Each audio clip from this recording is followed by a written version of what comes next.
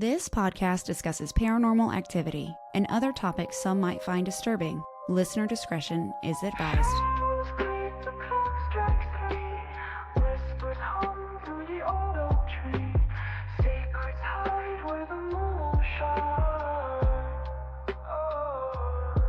Is it a chill or a ghostly breeze? A knock, a tap, what do you believe? Ghosts, gossip, gather around, where the lost and the haunted are found. Ghosts, gossip, don't make a sound. Truth or tales, we'll dig it out. I'm old.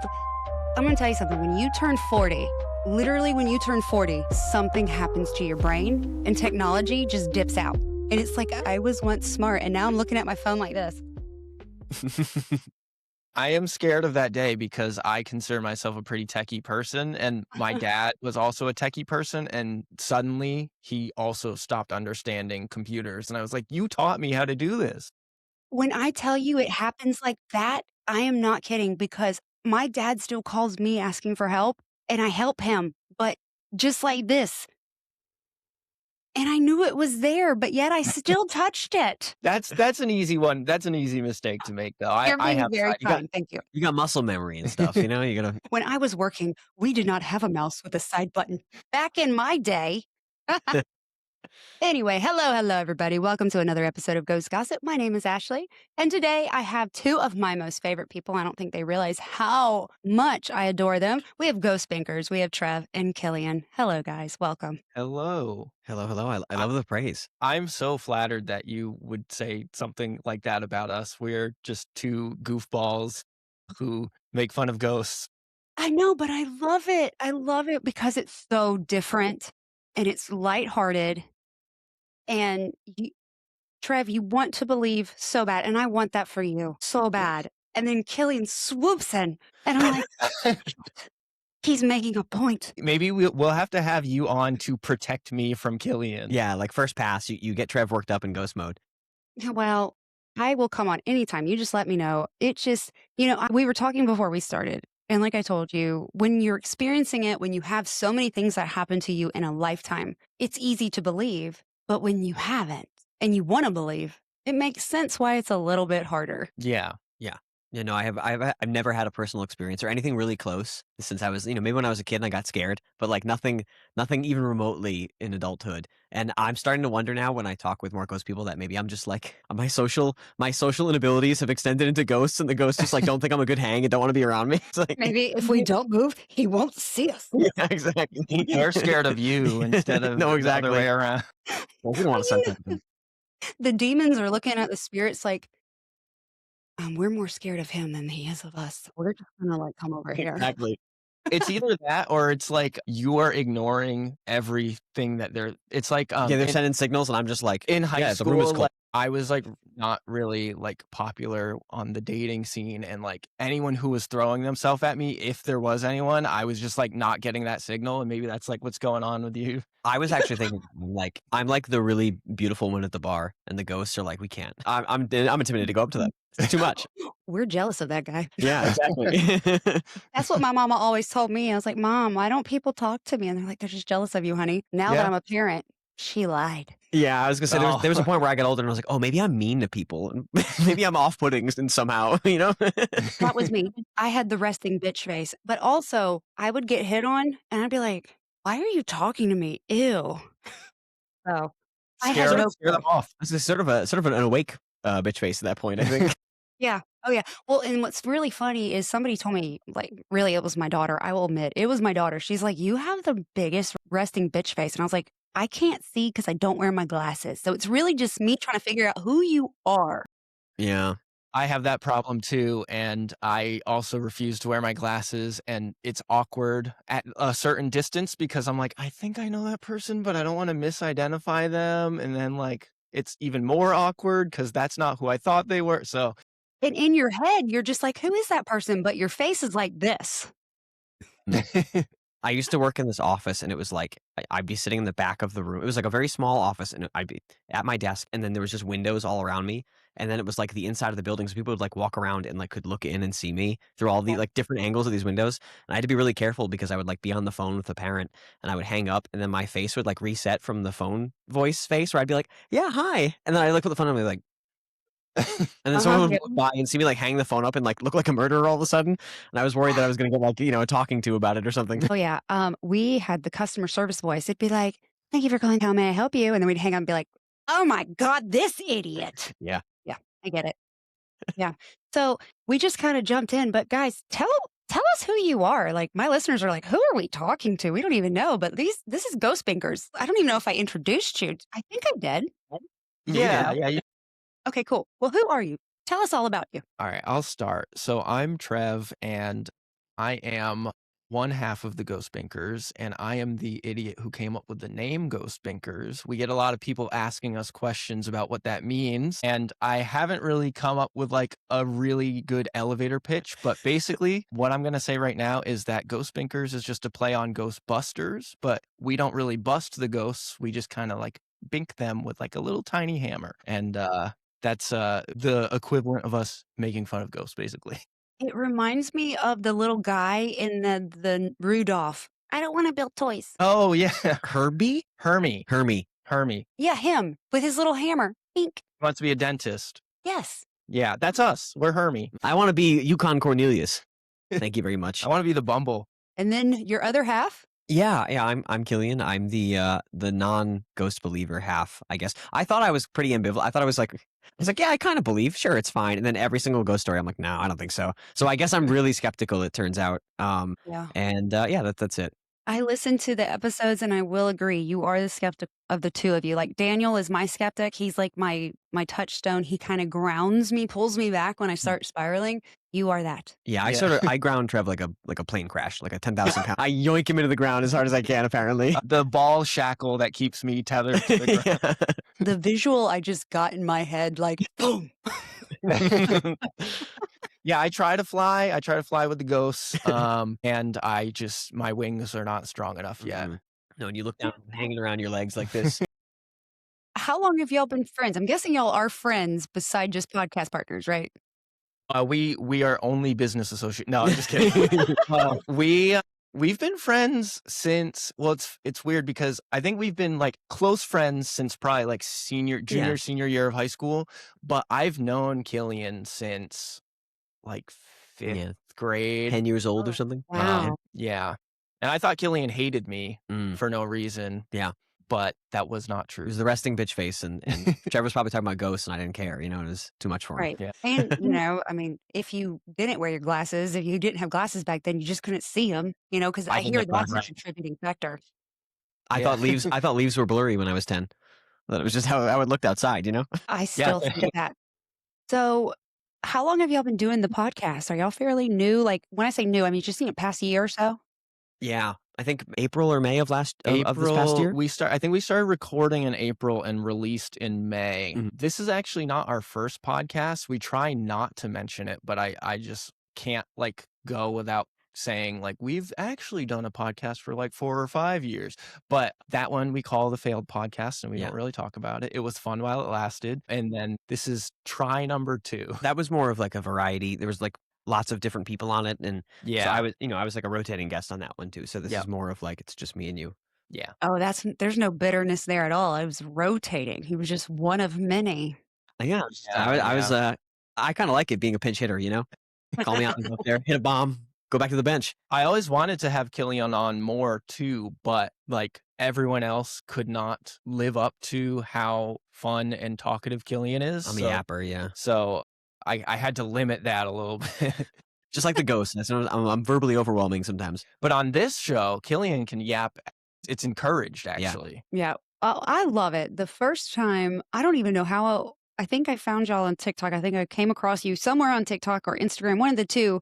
And I watched a video and I was like, I really like them. Like, I really appreciate it. It made me laugh, but it was still so well done. And I was like, I got to follow them. And then it just kind of went from there. And I think it was probably right after you started that I came across you sometime because I think it was this summer sometime. Yeah. Yeah. Well, you definitely stood out as like one of the first people that we didn't know that was showing us support, and so we actually really appreciate that. And so it's been nice like having another person out there who's like cheering for Yeah, us. the first non my mom responder, kind of thing. I understand that because my mom, hi mom, she listens to every episode and she'll listen to this one and she'll probably text me, those boys were so nice.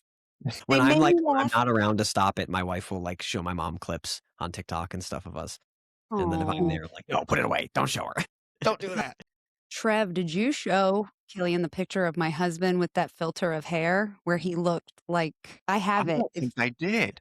I Yeah, have actually, it. I think we were planning to do this Oh, reveal on the show. Yes, we were. So my husband, my lovely husband, my supportive, loving, strong, middle-aged husband decided to download an app that gave him hair.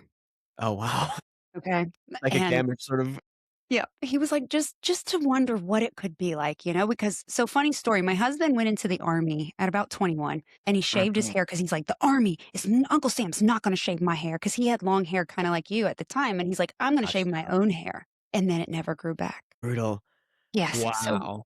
So he downloaded this app and I was like, oh my God, you look like Killian's uncle that's not invited to Christmas. I still see See, it. that's why like you can't download that app because now he's just gonna be thinking about that app all the time. He's gonna be like, wow, what if I could do that in real life? I had to stop myself from downloading the app. Yep. I sent that to him and I was like, you won't believe what my husband just sent me.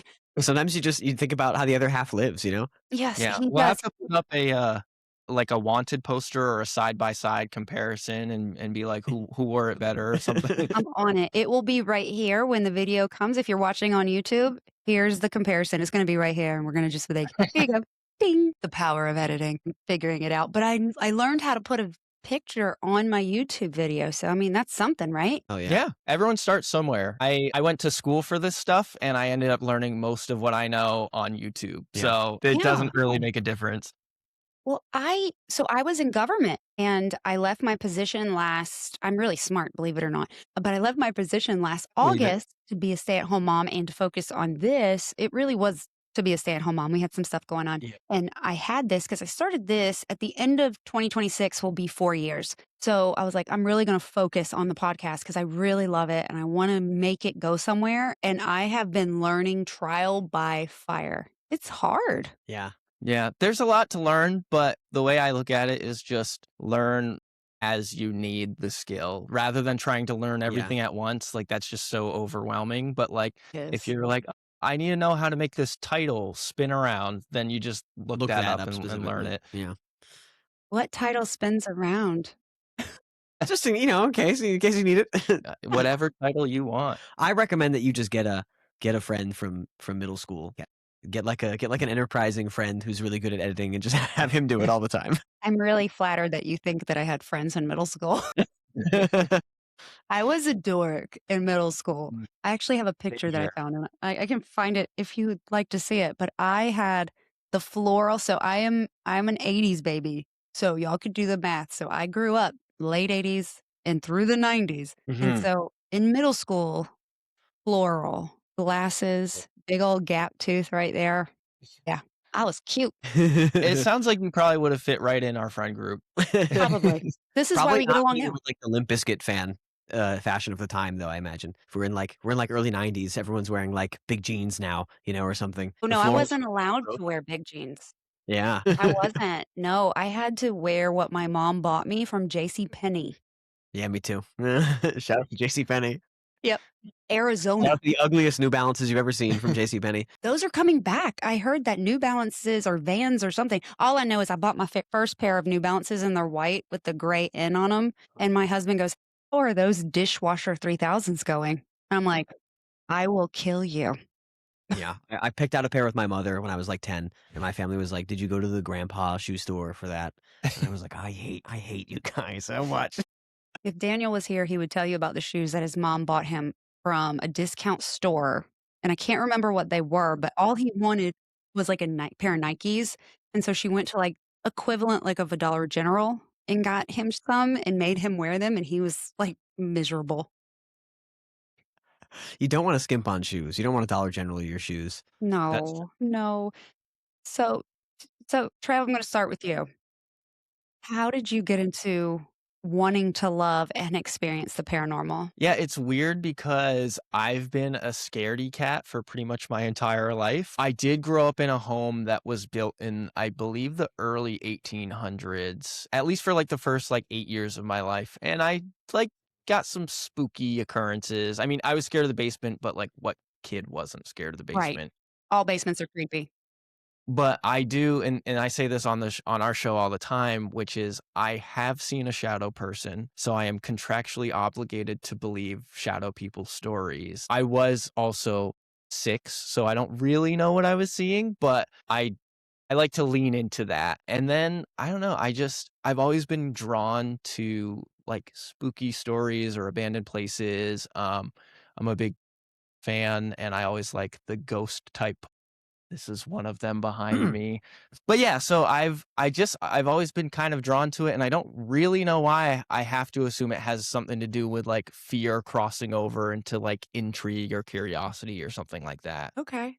Well, I will tell you, I have seen a shadow person. I was not 6. And if you would like, I would tell you my story. I would love But that. do you want to hear it right now? It's up to you. This is your show, so I'll let you do what you want to do. But I would love to hear that at some point because I need extra points for the shadow team.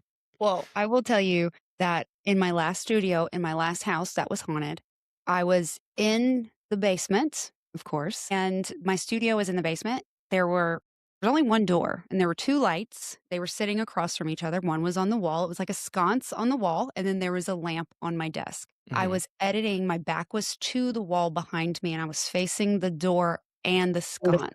At the time, the ghost hated me. We had been going round and round. He had been making my life a living hell. Is this Wayne? And Wayne, yes, it was I Wayne. Yes, I see. Yes, Wayne and I have a love-hate relationship still to this day. And I was sitting there editing. I was on my laptop. It was just me. I had installed a lock on the door because my kids were younger and they thought my stuff was really cool. So I had installed a lock on the door to keep them out so they wouldn't play. So I had locked my door. So I was the only one in my studio. And this shadow appeared in front of me, and it was floor to ceiling, and it had a head and shoulders. And I wasn't looking away.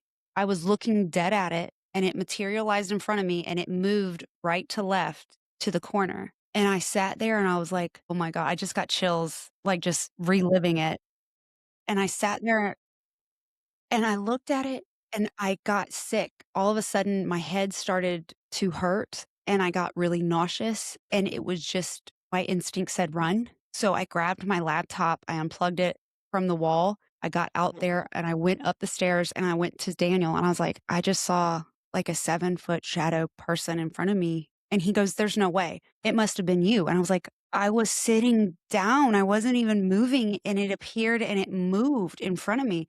So he came down and we tried to recreate it because I try to debunk. I want to debunk. I don't want to believe everything. I don't want to be one of those people like everything is paranormal because it's not. It's just not. And we tried to recreate it. My husband's 6'1". No matter what we did, he could not create the shadow that moved between the 2 light sources right to left. There was no way, no how. We tried and he goes, I don't know. I don't know.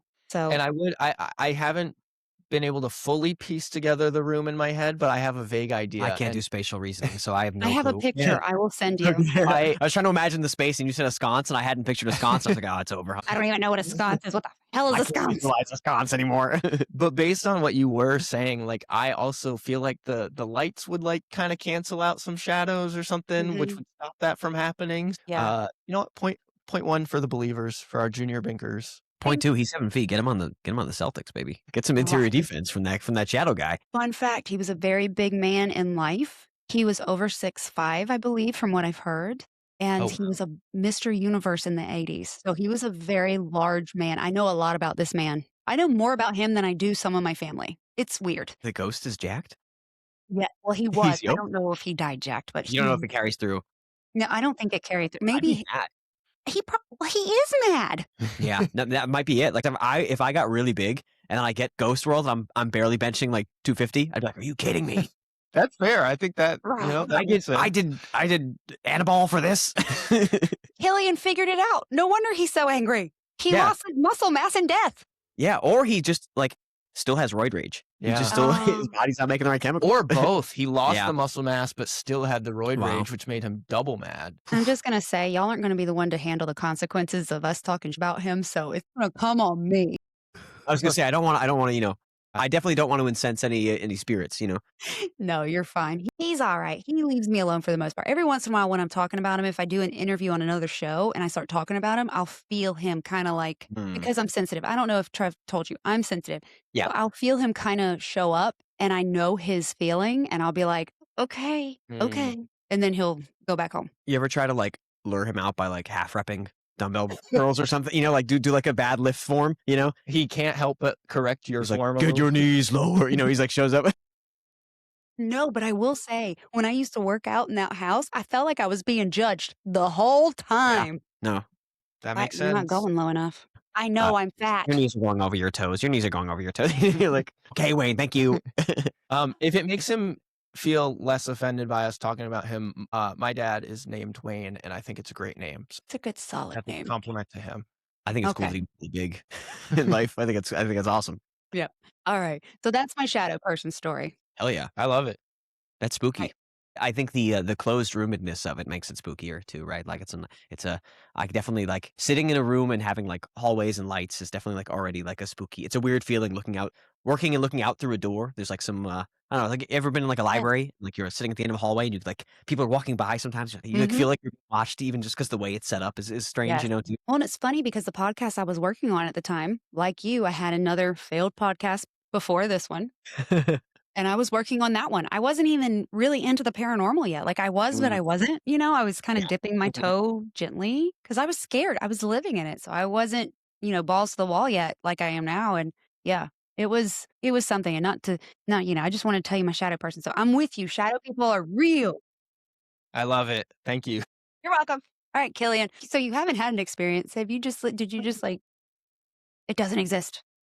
Yeah, so when I was little, I told this on another podcast too. I think at some point or something, I'm trying to remember. But when I was really little, I had what I thought was a ghost experience where I got up in the middle of the night and I saw like my mother walking by, all ghostly style, and then the floor was like a big hole, and I remember pressing my little like 7-year-old body up against my dresser and like scooting around the hole, and I was really scared. And then my mom was in bed when I went in there, and I was like, oh my god, I saw a ghost, blah blah blah. And then the next night, I had another nightmare with like the hole, and I was like peeking over the bed looking at the hole, and then there was a ghost in the hole, but it was Haunter from, and I was like, hey, wait, that's a Pope. So I woke up and I was like, wait a minute, that's not a ghost, that's a cartoon I saw. And then I was kind of like, okay, so I definitely didn't see a ghost because I don't think ghosts look like, I don't think they happen to look like the Pope. And then I was an enterprising little boy, so I went to the library computer and was like, why do you see stuff when you fall asleep? And I learned about sleep paralysis, and then I was like, oh, I have that.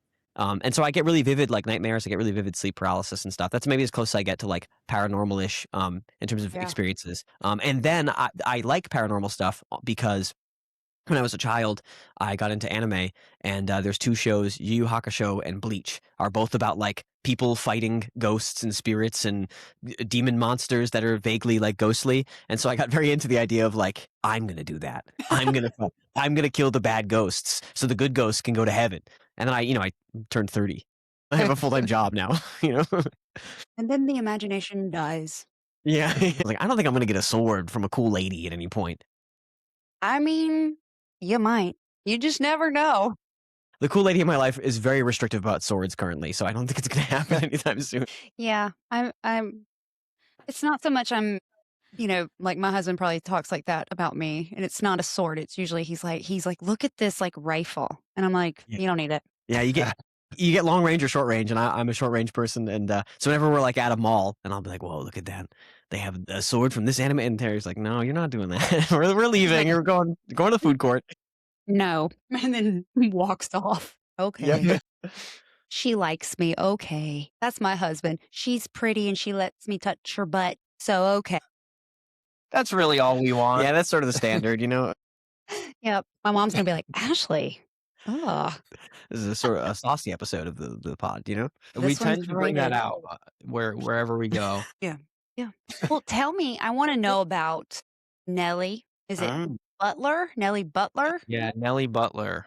So Nelly Butler is, I think, still to this day, our favorite ghost story. She's actually considered one of like America's first real ghost stories. So she was I'm trying to remember where she's from. She was in Maine in the flat year 1800. So that's I feel like that's our favorite time for ghosts. That's kind of like when things are like still kind of spooky without being like too modern. And the clothes are spooky. The If clothes a are ghost shows up looking like spooky. that, it's spooky. Well, and it was about Um, the time they were like worshiping them and calling them and playing games to summon them. Like it was about that time frame that they were like really into Ghost. Yeah, I have noticed that like I feel like the people from, I don't know, maybe like the 1700s to the 1800s are like really like always trying to find a way to bring things back to ghosts or something. Well, nowadays kids won't get off the damn Roblox to summon a demon or whatever. You know, they're Don't even get me started about Roadblock. oh my god, it's a mom activation word. You know, I'm triggered. So there was this woman named Nelly Hooper who married a man. He didn't have a first name in the book that I read about this, but he went by Captain Butler, and that's how she became Nelly Butler. 10 years after they got married, she gave birth to a child, and both of them died during childbirth. So that kind of sets the scene for some ghost haunting going on. What ended up happening is that the husband fell in love with another woman pretty shortly after, and her name was Hannah. And the entire, like, both families were super opposed to them getting together, understandably so. I'm also assuming Hannah was like 14. That's if I know 1800s men. That's a pattern we've Right. all found. Yeah. Oof. So basically everyone was anti them getting together, except the spirit of Nelly Butler, who in a crazy turn of events becomes the wing woman for her ex-husband, essentially. She was oddly progressive for that time period. Yeah. She really rocks. So she was pushing really hard for them to be together. And even like at one point said that their relationship was destined by God. So like she kind of became like a very religious spirit. I don't know how religious she was in her waking life. I didn't get a chance to read about that, but in her afterlife, she was always talking about like heaven and God and all that. And she was saying like, these people need to be together. They are destined by God to be together. I have a And question. then, Yeah. yeah. Were other people hearing Nelly Butler talking about the destiny of them to be together, or was it just the husband? People were hearing Nelly Butler. Okay. Well, so that's the weird part, is that a lot of people thought that the husband and Hannah were making this up to justify why they should be together. But Nelly did keep appearing to different people and saying like, go bring this person over and come have them talk to me. Yeah. I'll talk to them. 80% of the stories that Trev read in the episode are Nelly Butler being like, no, I'll show up. I'll walk in right now. I don't care. I'll walk in. Bring 5 people in the room. I'll walk. And she just like, shows up to 5 people. And it's like, yeah, it's me, Nelly. I'm an orb. I'm a lady now. Bye. It's incredible. Yeah. Let them So get married. like, Let's go.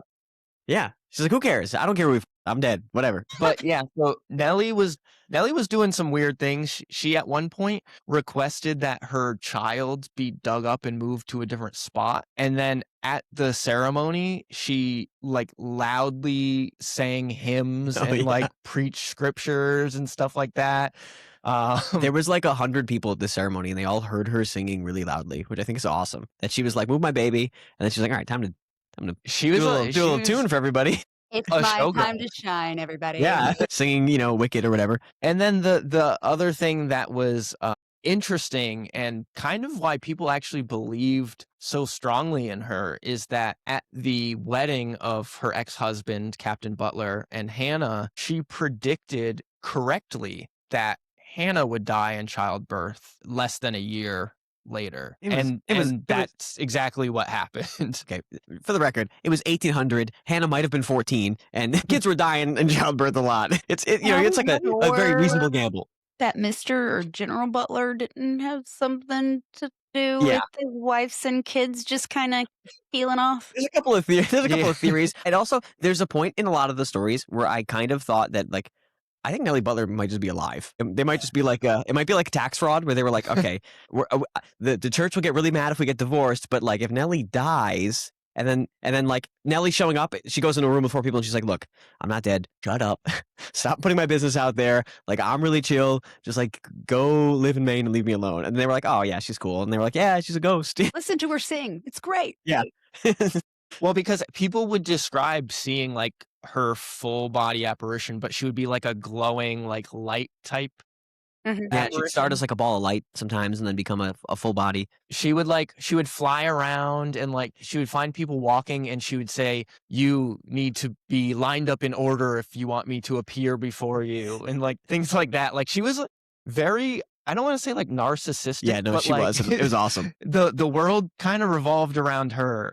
I think that's like, I don't know, that is the first and only time we've ever ran into a ghost that acted that way. Yeah. It's the first haunting where the ghost is a baddie and sort of knows it. And it's just like, hey, you want me to show up, right? You better get in line. Now you see me, now you don't. You want to see me? No, you don't. You're not lined up right. Every story is very snippy and fun, and I think she's awesome. Yeah, I she's love great. that. She also had apparently like a really shrill voice. So like I'm just picturing her showing up to places and being like, all right, everybody listen up, and just like bossing people around. I was assuming like Fran Drescher from The Nanny. Maybe that makes more sense. But I Mr. like Sheffield doing that, like yeah, exactly. I'll never do that again. Anybody, never ask me to do that again. we're gonna clip that. Oh gosh, no, I go please put it on the don't. soundboard. You got to be careful making sounds. Well, I mean, I'd be honored, but of all the things, In 20 episodes, that'll come out, and then like a weird moan I did one time and a giggle, it'll be all mixed together in some awful way. see, that's a good thing about like, sorry, what now? I was just resisting the urge to hit that button right now. You're like, no, no. Well, see, and that's the good thing about me is being old. It takes me a long time to figure out how to clip anything and make it a sound. And I have a roadcaster. I have a nice thing here. That and is I nice. don't know how to use it. It's here. And it's pretty. Sometimes that's all you need. That's true. That's true. So, what about your rules? Oh. Our Ghost Binker rules. Yes, your Ghost Binker rules. I've heard a few of them. They seem to continue to grow as I listen. Yeah. So what happens is they will be talking about a ghost, and then I will ask a question, and then Trev will start saying an answer. And I'm like, how do you know that? Where did you get that information from? And then we realize it's from nowhere. It's from like something he assumed. And then so we're trying to dig into the rules all the time. They're ever expanding. They contract sometimes when we forget to add 3 on. It's just a nebulous idea of like what are the structures that underpin this whole ghost thing. I'm very rules based, so I like having I rules. appreciate that. I'm a rule follower, so I love some rules. I think it comes from anime. I'm like, I need to know which ghost is stronger than another. I need to like power scale the ghosts in order. I got to know who can win in a fight. And I also think it just helps ground it in some sort of science, even if it's pseudoscience. It's still like, okay, so we know that when it's a shadow person, they come from deep malice. And that is the only time a shadow person is formed. Stuff like that. But we've actually come up with so many like splitting rules and stuff that I've divided them in my notes into like different categories. So like we have Ghost Binker sins, which is like anything involving a business interest. When people claim they're a skeptic, but then don't do what you do and like try to debunk first and then believe, like they'll just be like, I'm a stark skeptic. Some of the stories, people will be like, I'm really skeptic. And then they walk into a building and they hear a sound and they're like, obviously it was a demon. And you're like, I don't know if you're that skeptic. If one sound puts you off, like at least like see the thing first, Don't even get me started. It's demonic, y'all. Yeah. I think they're just hungry. I think she's just hungry over here. It's not demonic, it's just hangry. One of the things that actually really bothers me the most, I know it bothers Killian, but this is probably my biggest Ghost Binker sin that I run into, is when articles or people claim that something is the most haunted blank in blank Yes. all the time. Every single one of them. The most haunted hotel, the most haunted house, the most haunted prison. Yes. Well, Agreed. this is the most haunted amusement park in Dunbury, Nebraska. And you're like, what? What is the competition there? And then like, I don't know. And then especially in New England too, they'll be like, oh, this is the most haunted hotel. And you're like, the most haunted hotel in Vermont? Really? There's got to be some competition. That's like there's a bunch of old hotels up there. There's got to be tons of them. You're not going to even say like, oh, we're the 3rd most haunted hotel. It's always the 1st. Yeah. Yep. No, I agree. I agree with that because I'm like, I'll be sitting there. I love ghost shows. Don't get me wrong. I love them. I watch them and I try to like figure out like, well, how do we know that they don't have something on the other side of the wall doing Mhm. something, you know?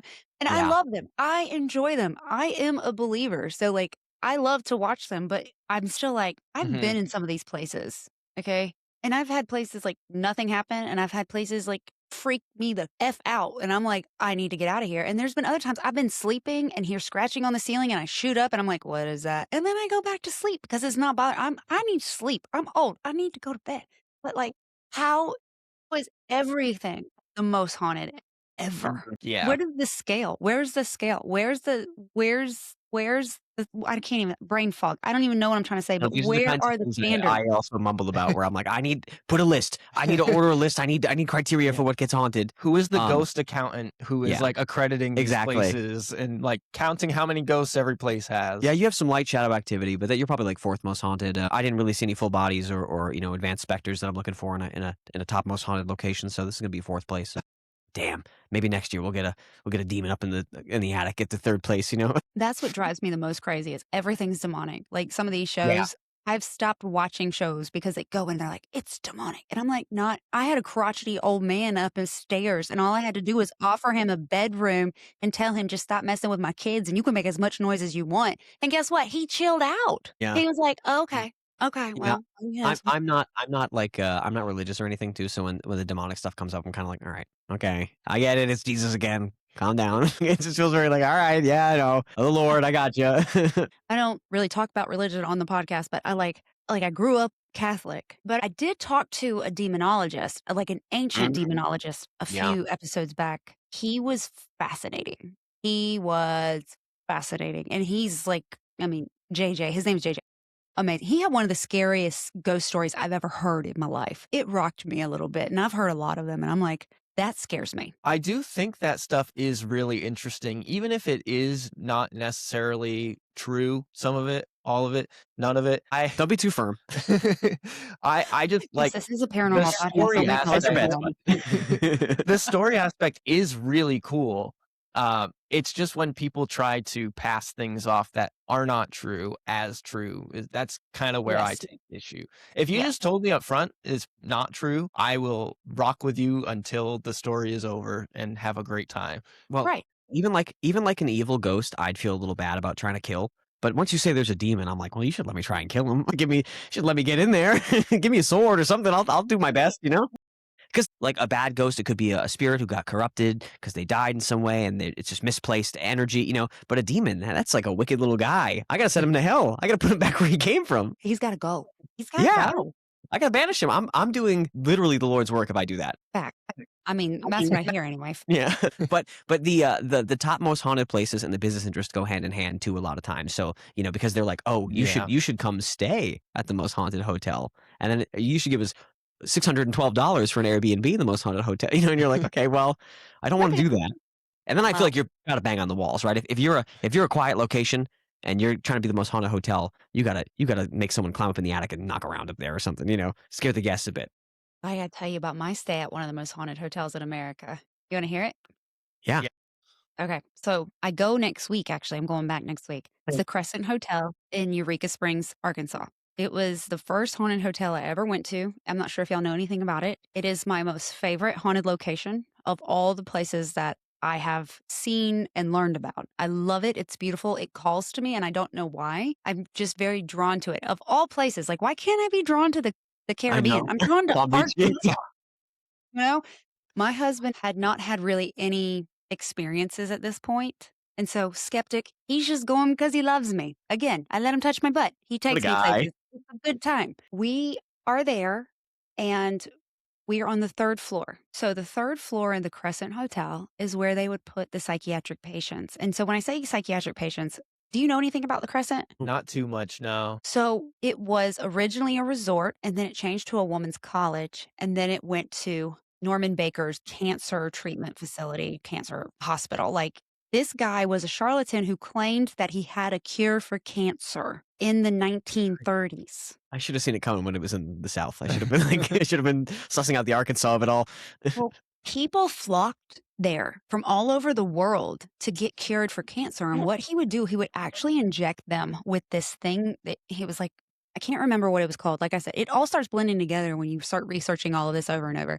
But it was like something number 5. And it was all these different oils and waters and acids. And he would inject these people multiple times a day. Needless to say, they died because it wasn't doing anything except torturing them.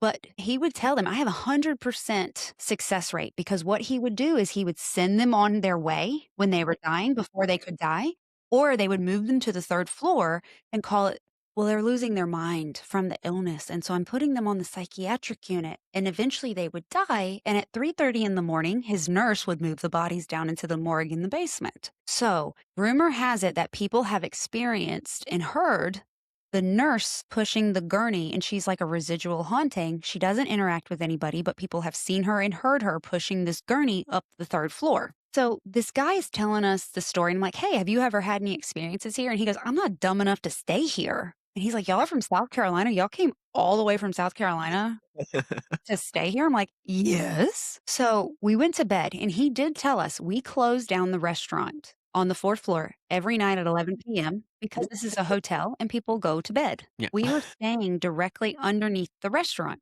The restaurant was all carpet. This all makes sense, I promise. 3:30 in the morning, my husband and I are sleeping. We're exhausted. We started early traveling, so, exhausted. And at 3:30, we heard scratching over our heads on the ceiling, going from our headboard towards where the elevator is. We both shot up. It was so loud. I was like, that is scratching on the ceiling. And we both stared, and it stopped. And we laid down and we went back to sleep. It didn't bother us any. But the next day, we were like, what was that? And I was saying, maybe they were dragging the chairs. Maybe they were cleaning up. And I was like, he told us they close at 11. And it's carpet. I was just thinking that. Yeah, the carpet. It was wild. I can't wait to go back. I cannot wait to go back. So I also got grabbed there. Some poor 17-year-old night manager. And they're like, all right, Jim, go grab the gurney, drag it around upstairs, give the guests a little spook. Get in your nurse's uniform, Jim. Yeah. He's like, I guess if I have to put on pumps and get in my nurse's uniform, I will. Or that Jim. could be an echo spirit. What is an echo? Not too hard pivot back to the laws rules of ghosts. I told you I wanted to hear about these rules. So we have some theories on like different types of ghosts, what causes them, what they're made of, and all that. And one of those is kind of like an echo of time, which is the type of spirit that you'll see in media sometimes, which just kind of reenacts a certain thing over and over again. It doesn't really interact with other people or anything. Yeah, residual energy is probably the more professional term. This is the Binker term. And it basically just reenacts either a death or an action that was significant in its life or something like that. Yeah. So my echo ghost would be playing PlayStation a lot, I assume. He'd be sitting on my couch, not moving, and just playing PlayStation. And he'd be like, is he going to do something? And I'd be like, my ghost would just be sitting there like this 4 hours. That's all he does. Yeah, I know. He's happy. Yeah, I would just be editing a podcast. That's how I feel. That's mine right there. I'm editing. Yeah. I'm recording. Be quiet. Stop washing laundry. It's literally the laundry room's under me. So I'm like, no, don't start that yet. Well, that's my worry, is that like I'd get stuck at a job. No. Like what? Like No. when someone gets like, sometimes when people like get killed or something, that's when like they're like, oh, this ghost is because of this big. But like if someone came in and like axed me at the office, and then my stupid dumbass ghost is walking around like, well, I hope paperwork gets filed today. Like I don't want that to happen. I can't do that. No. Can't do that. No. Exactly. I understand, because I pushed papers for many years. No, Yeah. that sounds like hell. I'm a big in whatever world I believe in a ghost existing, it would have to be able to like not do some stuff. It has to have a choice about not running the same patterns over and over again. Oh, that sounds miserable. Could you imagine like a housewife, like if she was like washing dishes or doing laundry? That is no. Not to get too morbid, but if you get like killed in your house, you're like, cool, I guess my spirit's here forever. That's like a bummer. Oh gosh. Well, and they say that happens. Yeah, no, I know. And that's like, the Lizzie Borden or whatever, her mom's head's rolling around on the stairs. Yep. That is yeah, That's there's not exactly right. Yeah, you get the gist. Close enough. that spot we actually live near the Lizzie Borden house. I won't say exactly where, but we are within a a certain mile radius Mhm. of it, and I've actually never been there, but it's in an area of the city that kind of shocks me. It is like in almost like the town center. Like Yeah. it's a very busy It's area. very foregrounded in Fall River, yeah. I was just there in September. Oh, that's right. Yeah. I looked up how much it costs to stay there and was like, I'm good. Ghosts can roam around freely. See you later. And yeah, Yeah. I didn't stay there. I just went for Yeah. a tour. We were Yes. staying in Boston. What's funny, we stayed at the Omni Parker Hotel because they say it's the most haunted hotel in Boston. Yeah. It got me because I love staying at haunted places. I like to experience things. It was our anniversary, so I was like, let's go. And I will say, between 2 to 3, I don't know exactly what time because I was sleeping. I had my tripod, which was about 4 to 6 feet from the bed, and it wasn't moving. We had done an Estes session. So I had recorded Daniel doing an Estes session before he went to bed. Say that 5 times fast. Good Lord. And so I had moved it to like where the like armchair was, and between 2 and 3 in the morning, something pushed it over on me and it hit me on the back. I woke up with this tripod lying across my back, and I did check Daniel. He was still in bed. Now, he is a big man. He doesn't move that fast, right? So I don't think he tried to smash me with the tripod, but I Not could a be great wrong. either. And But back in bed. yes, He that would get long hair. Ugh. you said I look like Killian's horrible uncle, Yeah. not invited to Thanksgiving. I look like their cousin. But yeah, that was about the only thing that happened there. I didn't, Yeah. you know. Anytime I hear a ghost story in Boston, I'm like, nah, rats.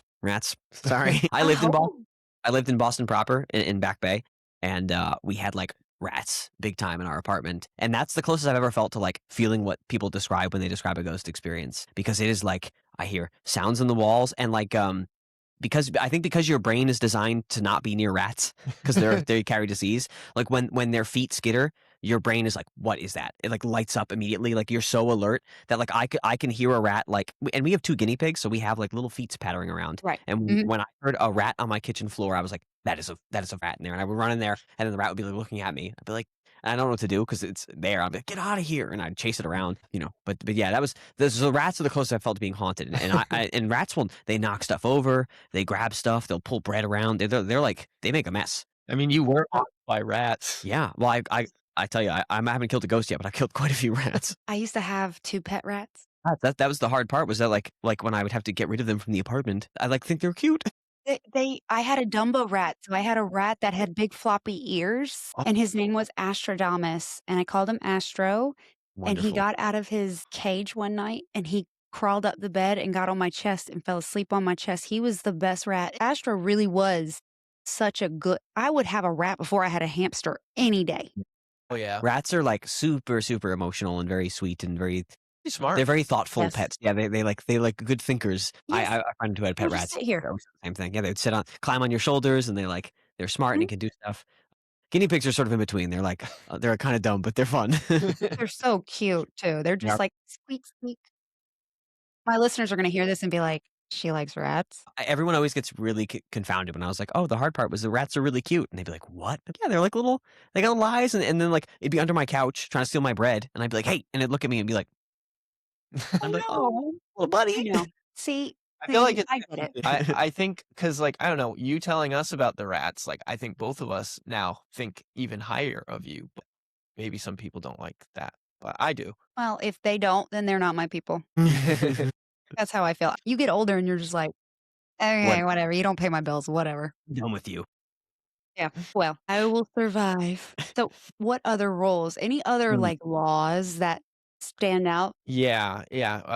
Laws of paraphysics, right? That's what we're going for. It's a big word we made up. So one of the biggest things, and this was kind of like a throwaway joke that has now become a big part of our laws, which is a ghostable state. If you die in a ghostable state, you become a ghost. Because we were trying to figure out what causes some people to become ghosts and other people not to. Right. Because if just dying or being killed made you become a ghost, there would be like 12 million ghosts on every interstate highway, right? So there needs to be something that makes you become a ghost, Yeah.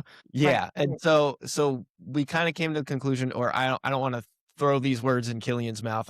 I'll own it myself. I think a ghostable state is if you die while you have some sort of heightened emotion, typically negative emotion, Yeah. or like during some sort of traumatic event. The trauma isn't necessarily required to be in a ghostable state, but it does increase those odds. And then this one, I'm not so sure of, but I did write this, so I will say it. It's possible for someone to retroactively be put in a ghostable state due to actions taken towards their remains. Yeah, there's a ghost vampire that got dug up, and then like there was no ghost activity before that, but they got dug up. Their body was disinterred. What's the term? They Yeah, yeah. scooped them up, Exhumed.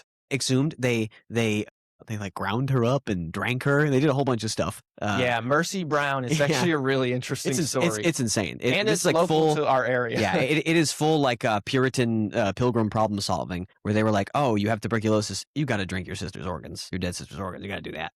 Yeah, We're gonna burn them first. Obviously. Don't worry. So you're gonna drink an ashy sludge, I assume. it's messed up. I Yeah, haven't and so, eaten dinner yet. right. Well, don't eat ashy sludge. I would recommend. But so we were like trying to figure out like, okay, obviously there has to be some way to become a ghost after you died, because no one talked about her being a ghost before then. So that was how that rule got tacked on.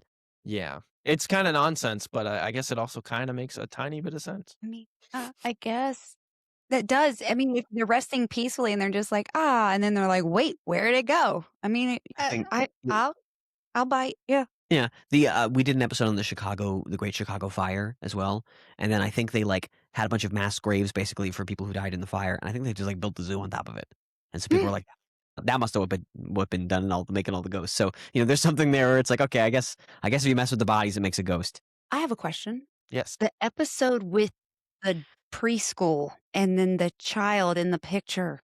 Did y'all ever find anything else about that? No, so I feel like Killian kind of did a good job swaying at least my view of it, which is that for years, like this has been a picture that's gone around our friend group for probably, I don't know, 7 or 8 years. I always thought it was a little girl. And then the moment Killian looked at it, he was like, this is probably a boy in a hood. Since looking at that with that perspective, that's kind of spot on to me. I also worked in a preschool, unfortunately, and I cannot keep track of children's locations. Like, they are impossible to track. You will be like, oh, this kid was right beside me, and you'll look, and you'll be like, oh, he's in the gorilla cage. Like, they're just so quick. Like, you got to be, like, on them all the time. So the idea of, like, I'm just not convinced by, like, oh, this couldn't have been I knew all the kids in the room. I was like, no, you don't. No, if you think you know whatever kid in the room is, they are tricking you. They're eating rocks. They're going down the slide upside down. They're doing some kind of crazy stuff, I mean, as a parent, it's not wrong.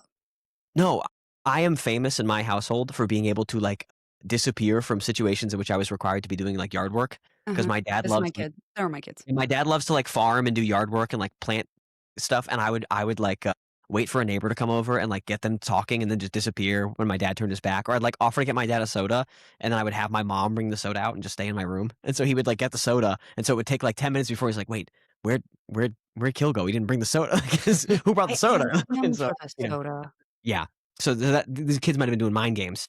I mean, you're not wrong. You're not. See, this is why I enjoy it, because I'm like, he's not wrong. Yeah. And that's my every experience on every episode, is that I get grounded in reality every single time. Also, I think a big part of the picture that's scary is that there's like a creepy paper mache owl thing. They shouldn't have made that. You can't make an owl that scares you. If it's scaring you in the picture, it's scaring the kids. Well, so you can't make a demon owl and then be like, whoa, this is a scary picture I took of the thing I made, you know? The creepiest part is, and Ashley, I don't know if you want, like, I can send you the picture if you want to share it with your listeners or anything, but like the creepiest part is the owl is looking directly at the ghost kid. So it adds an extra layer of like spookiness to it. I think it's a little bit of like, paintings that follow you. The eyes sort of direct where your eye line wants them to go. It's just like sort of pointing wherever. Well, it's a that's weird how owl. I feel about her. Yeah. Yeah, so I just got her. She's watching you. No matter where you move, she's going to watch you. Oh, okay. I was the only person who thought the Annabelle doll was cute. So I was alone on that island. I did listen to that episode. You surprised me in that episode, actually. Of all the people that were on that one, maybe I listened wrong, but I'm pretty sure, because I was like, I'm unpredictable. I'm here for the content. I'm here to, Yeah, that one, you made a lot of good points. And I was like, okay, I can see that. Okay, I can see that. But I will tell you, when you're in the middle of experiencing things, somebody like you trying to ground, it's like, shut up. I've never been in To be fair, I've never. I don't take the show on the road and like pull people aside when they're breaking down. You know. We'll get there. Also, I think half of the ghost stories are like panic attacks too, and I think the worst thing to do is to be like, "What are you crazy?" Like, that's not gonna help anybody. You know. Yeah, don't do that. Don't do that. I've never been in that situation. I'm sure I would handle it great. I'm good under pressure. That is true. I actually that's not a joke. Imagine though you're scared by a ghost, and then I draw my blade and run into the fray, and you're like, "Wow, he's got my back. He's doing Lord's work in there." That's You a know? hero right In there. the hallway. Where were you when I was dealing with my haunting? Well, yours was kind of tall. I don't know if I wanted to be. You're You like, running there? never mind. Yeah, he was. No, he's 250. Help. He was that really changed my perspective. Like I've always been so my first experience, I have like two that kind of blend together, but like the first one that really got me was a shared experience with my dad and my mom. And I was babysitting. I was so excited. It was my first babysitting gig. I was 13 and I ran up to the person's house. It was my parents' friends. They had a little boy that I was going to babysit. And I rang the doorbell and I heard a dog barking and I was like, oh, they have a dog, you know? And they opened the door and there was no dog. And I was, I was like, okay, he's a biter. They put him up. Hours later, they come back and I heard the dog bark a little bit throughout the night, but never found the dog. And they come in and I sat up and I'm like, hey, where's your dog? And the owner stopped and he looked at my parents. And he's like, well, your dad actually asked me the same thing. Our dog died 6 months ago and we hear him, but we never know who does. So we don't talk about it. So me, my mom, and my dad all heard the dog that died.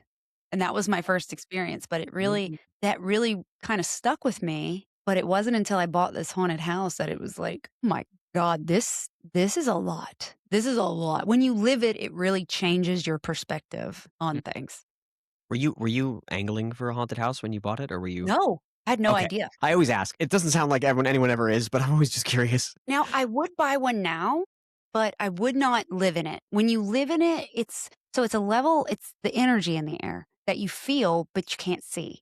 So it's almost living like you're next to one of those big power poles all the time. And it's just energized all the time. So it's almost like anxiety all the time because you can feel it, but you can't see it.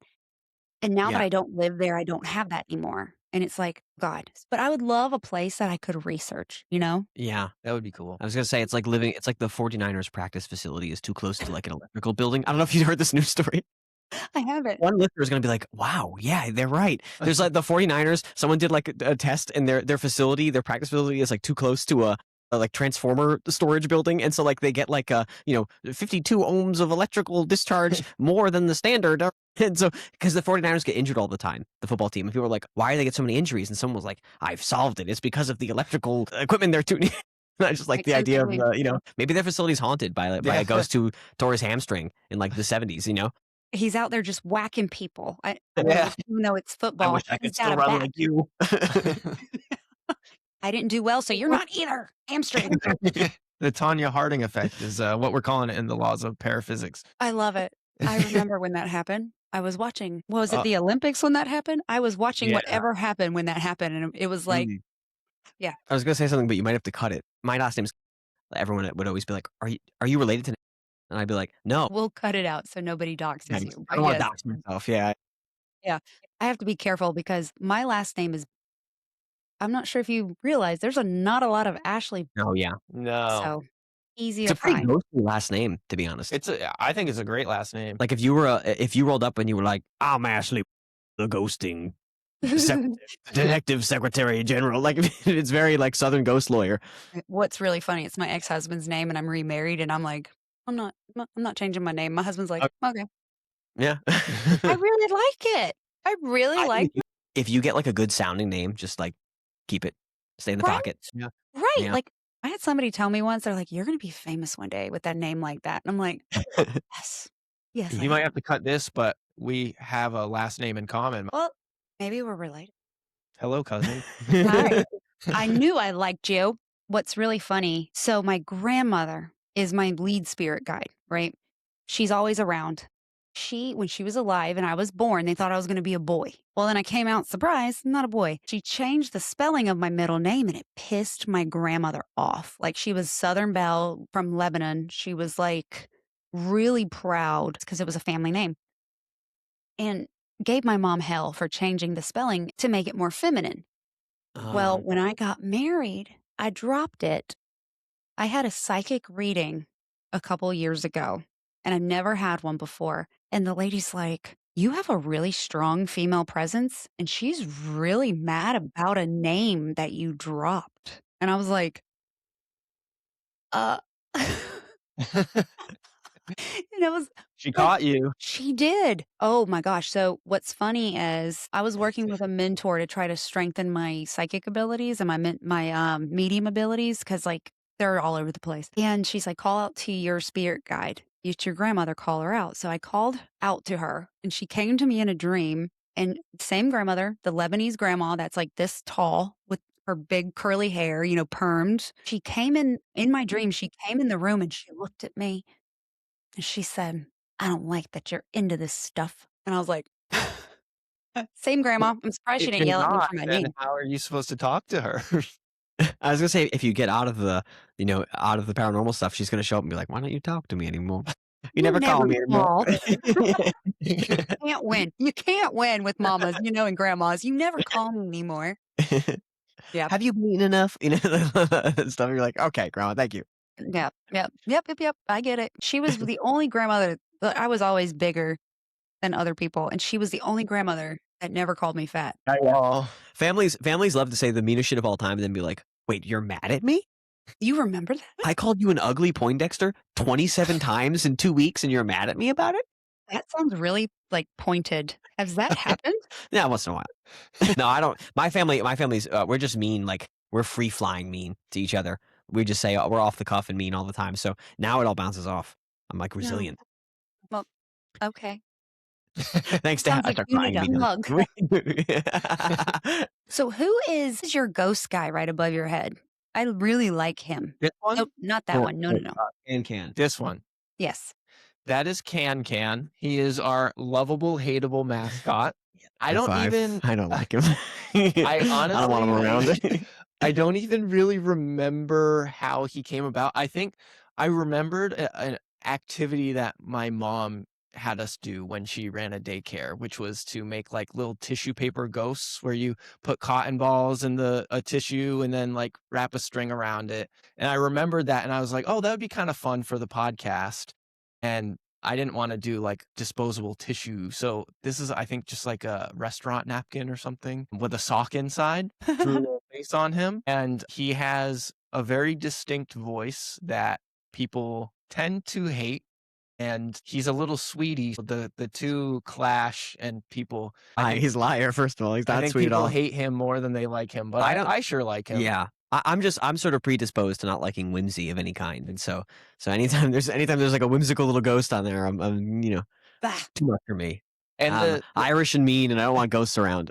the name Can, I think. Oh, I think we had a ghost from an early episode who liked to stack cans. Yeah. So that it was a reference to that. We Yeah. were like, oh, that's the can stacking ghost. He- He's the one who's stacking all the cans. The can stacking ghost is from Bridgewater State University, which is my alma mater. It's where I went to school. So I just explained the word alma mater, but it's. I went to Bridgewater and then he stacked cans and I was like, okay, that's the most like drunk frat boy activity of all time is stacking cans. And It really is. And then Trev really liked the idea of a ghost just like having a little hobby. And my cousin, who really likes the show, actually hates Can so much that he says anytime he shows up in an episode, he just skips the rest of the episode. Dang. So we got to See, backload the can. my favorite part is like when you do videos and you zoom up on him, like he's got an opinion about things. That's what I love because it makes me laugh every time because it's like y'all are talking and having some kind of dialogue and then it's Can. Yeah. Well, Trev thinks he's sweet, but I think he has a sort of judgmental presence. So I think he's always sort of looming over and his eyes are watching me and waiting for me to slip up, You in the can't say it, eyes, but man. we have a framed photo of him on the mic Yeah. over on this side. That's usually behind Killian in our clips. Yeah. Well, all I know is if you start selling other cans, like mini cans, I'm buying one and I'm going to put him on my shelf over here. Nice. Honestly, I don't know. Well, I mean, I would love to sell one. We'll find a way to get you one without selling it. That or I can make my own. That well, that's It might be a little hard for you to pull off. They're Restaurant napkins are really hard to come by. I mean, can's kind of one of a kind, so yeah. I don't want you to get like arrested trying to steal dinner napkins from a nearby joint, you know? I know my friends, I won't say their names, they have put cups in their purses Oh, for their yeah. husband before, and I'm like, and Yeah. me being, the ex-government employee, and I'm like, Yeah. Can't run for president with that kind of oppo on you, you know? It's too much. right? That one time Yeah, he we went to, stole a like beer mug. there's like a karaoke bar that has like a little mug shaped like a lucky, the lucky cats with the swinging arms. Yeah, yeah, yeah. And my little brother really likes them. We took him out to this karaoke bar and they have a drink, they sell it in the mug, and then you can Wait, buy the mug separately. how old was your little brother when you took him to a karaoke bar? Question. 23, 24. Okay, old enough. Okay, consent. Once always a little He was brother. allowed to drink, and so it was like a mixed drink in the thing, and then he was like, "Oh, I love the mug." And then my friend was like, "Oh yeah, you can buy it." And then he was like, "Sure, man." And then he just walked out with the mug. And then my friend was like, Your brother stole it." And I was like, "Yeah, he's not gonna pay 15 of my dollars to get the mug. Like, I'd rather have him steal than take money from me." Like, he didn't have a job at this point. Like, I'm not paying for the mug. My wife bought the mug.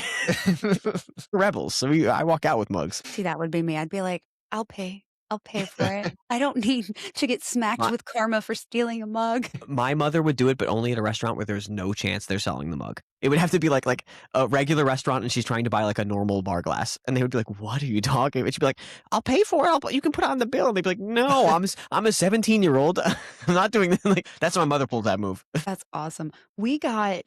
So this Christmas, we did like adult games and kid games, and each person that won got to pick a gift. One of the gifts my husband got were those red, like Pizza Hut cups. You know, those Oh, plastic yeah. Coca-Cola cups? We got like 4 of those. And my first question was, who'd you steal these from? Yeah. Throwback. Pizza places are not well guarded, I'll say. From having worked at one, you could lean over the counter and take whatever you want. I wasn't stopping you. Good to know. So if I want a whole set, I just got to go to the local Pizza Hut. Yeah. Don't mind me. Yeah, that is like a good drinking experience. But the cup you're drinking out of changes how things taste. And the pizza place, like the hard plastic cup, is a great cup to drink a fizzy soda out of. Yes, Yeah. I was going to say that.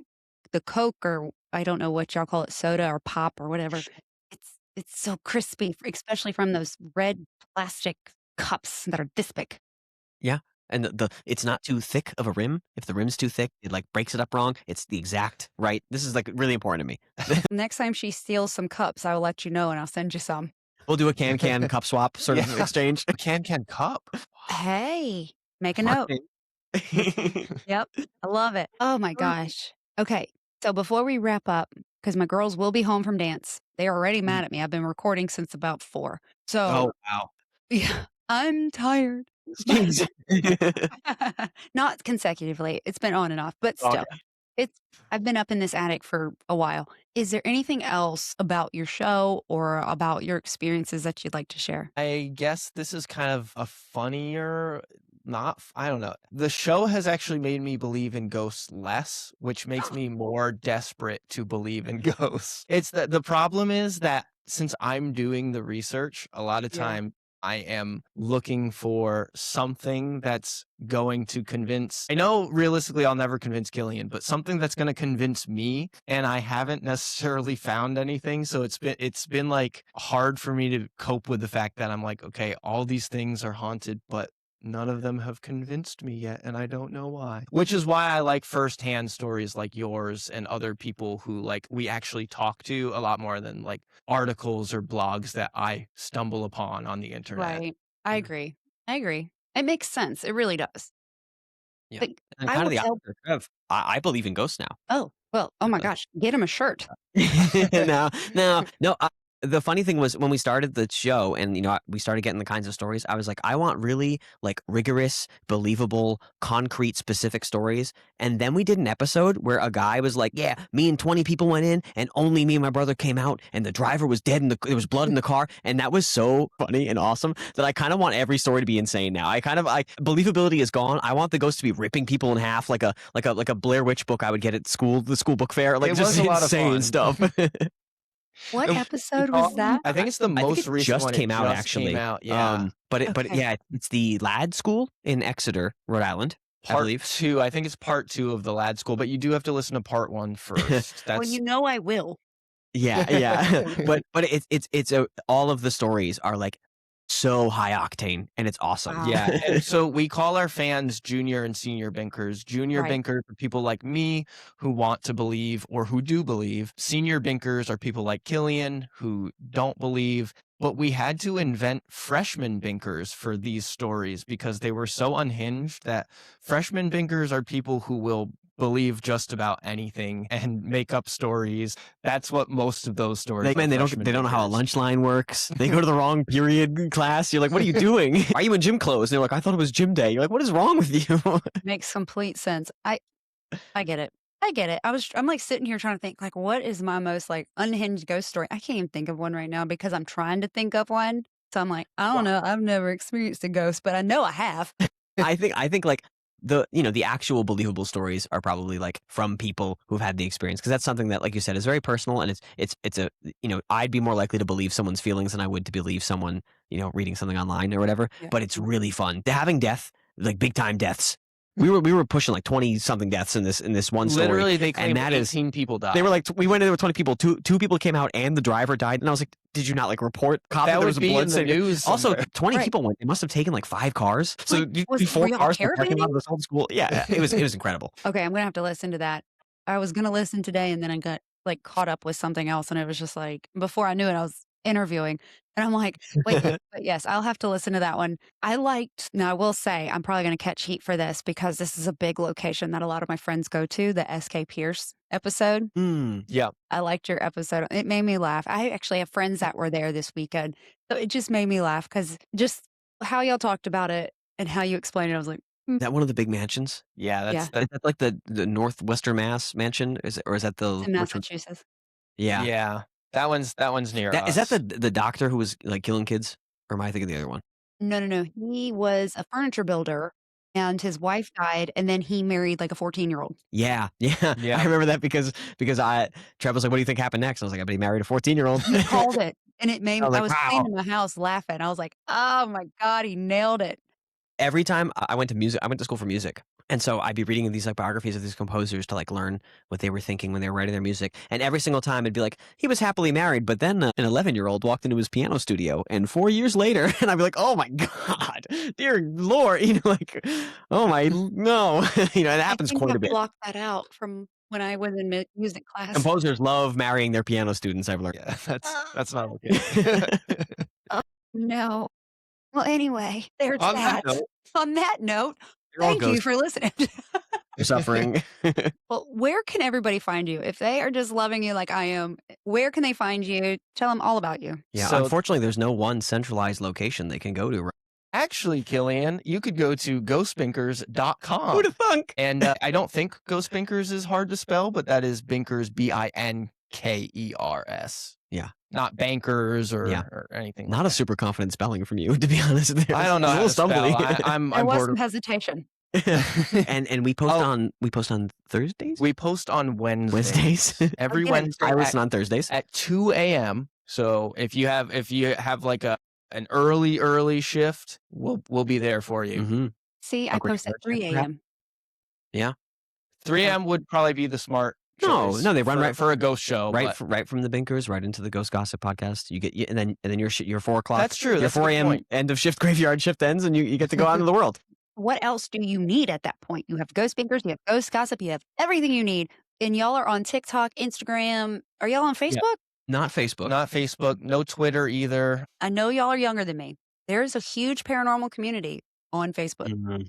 So I kind of hesitate, but I was surprised how large the paranormal community is on Facebook. So it might be worth considering because I have had a really great group of people. I've met so many wonderful people on Facebook, and I know Facebook's Facebook, but still, I was really surprised. No. Trev and I are slightly scared of paranormal communities because of me, and True. I'm worried about putting my foot forward, and they're like, "Who is this person?" Well, that's why Belittling me, Oh. belittling my favorite ghost mansion. I think that's kind of why our dynamic works. Is I lead with the wannabe believer, and ghost people flock to me and they try to show me why I should believe. And I'm looming. And then I'm like, so Killian's with me. Can Killian come in too? And they're like, yeah. maybe it was just rats in the building. Well, I will say, as somebody who is a believer, who has had experiences, who does investigate and go out. I go to all these places. I think y'all are both amazing. I like you both. You both Thank are you. equal parts wonderful. You balance each other out, and it's a pleasure to listen to you. And it truly is such a pleasure to have you on the show. I've been looking forward to it. I even told my husband, I am so excited because I have watched them grow from very early on, and they are amazing, and you have wonderful potential, and you are going places. And I really do. Trust me, y'all keep at it. You are just where you need to be. Thank you so Oh, much. thank You're you. gonna make me blush. Well, Today's actually the final episode. We're done. you better not be. No. Well, also thank you, Ashley, because like I said, you are a day one for us, and it's been really great getting to know you and listening to your show when I can and talking to you about all things ghosts, and hopefully we'll have many more collaborations in the future. Absolutely. Open invitation. You ever get bored, want to come on and talk, y'all just let me know. Y'all are always welcome. And everybody, I know all my listeners, it might be a little bit different for them, but I have amazing listeners who are very supportive. They kind of reach out and embrace everybody. And I really hope that they do the same for you. Trust me, it is healthy to have a healthy level of skepticism, and I do appreciate it. And y'all are a pleasure. Thank you so much for coming on and sharing your personalities with us. Anytime, Thank and you. we'll have to get you in some binking gear at some point soon. You just let me know. And y'all, Heavy scuba mask. I'm okay with that. No suit, just a big mat, just a big head. Yep, just the head. Just kind of like a big old. Whacking off stuff in sconces. Hey, I'm good with that. Well, thank you for coming on. Y'all go follow them, show them all the love. Make sure you're following along. They're on Instagram and TikTok. Go to their website, listen to their podcast. And while you're there, you can follow me too. Ghost Gossip, Ghost Gossip Pod, Ghost Gossip Podcast, and Ghost Gossip 24/7 at gmail.com. Until next time, they'll see you later. Hold on, I got to figure out my mouse. Don't hit the side button.